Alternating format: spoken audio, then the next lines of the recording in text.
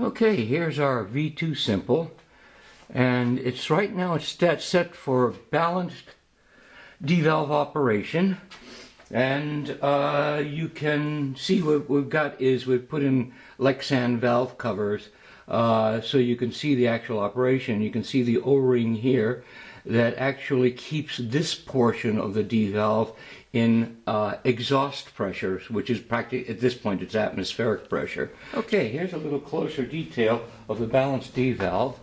And as you can see, we've got a Lexan steam chest cover on it, so you can see the valve in operation.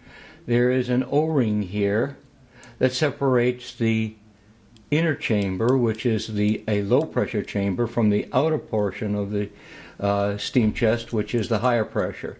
Normally, in normal operation, the full area of this chamber presses the D-valve against the valve face. But what we've done here is we've segregated this portion here, the inner portion, and we now have it connected through a passageway, which is right here. It's threaded. So we can plug it with a set screw if we have to, but when it's open like this, it allows this portion of the chamber to be in contact with the exhaust chamber, and that means that right now this portion of the chamber is operating at normal or atmospheric pressure because it's connected right now with the atmosphere. And so the only pressure then that is pressing the D-valve against the valve face is from the high pressure region, which is outside the D-valve, outside the O-ring. The O-ring, there's actually a smaller O-ring, a smaller diameter O-ring on the inside of this O-ring, so that it normally keeps a little bit of pressure against the inside of the steam chest cover. You can see the seal that's now being made. That actually increases when we put pressure on the inside because the fact that there is a smaller diameter, that is cross-section diameter, O-ring on the inside, which allows the high pressure to get behind the O-ring and push it against the valve face, making it sealed so that as the O-ring wears, it compensates by putting pressure against the inside of the steam chest. And so if you replace this O-ring once a season, it's perfectly adequate to do the job. But the interesting thing is now that the D-valve is balanced, it can run smoothly at very, very low pressure. And that's what we're going to show you, because I'm going to start the engine out. It's in forward operation. And I'm going to run it at extremely low pressure, probably starting, let's get it started, and I'll read you the readings as it goes.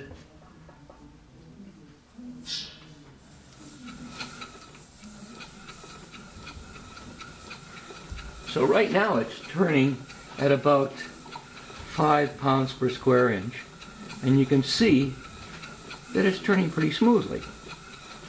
At least you can hear that it's turning pretty smoothly, and it turns nice and evenly. And then probably I can get it to run even slower than that. So let me try.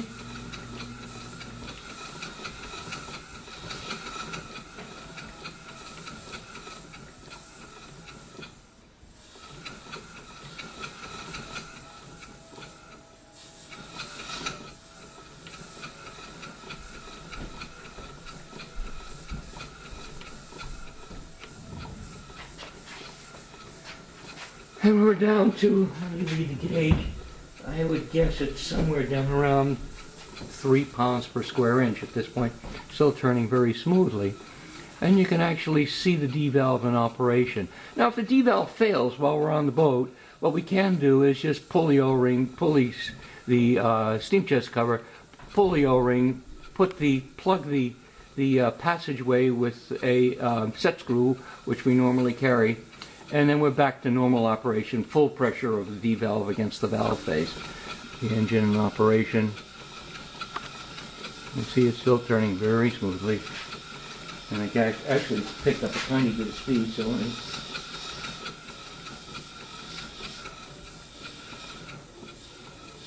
And then we can try and reverse it, and it should reverse very smoothly at this point. And you see it does. Reverses smoothly. Put it back into forward operation, and it works back again. So reverse, very low pressure, forward, no problem.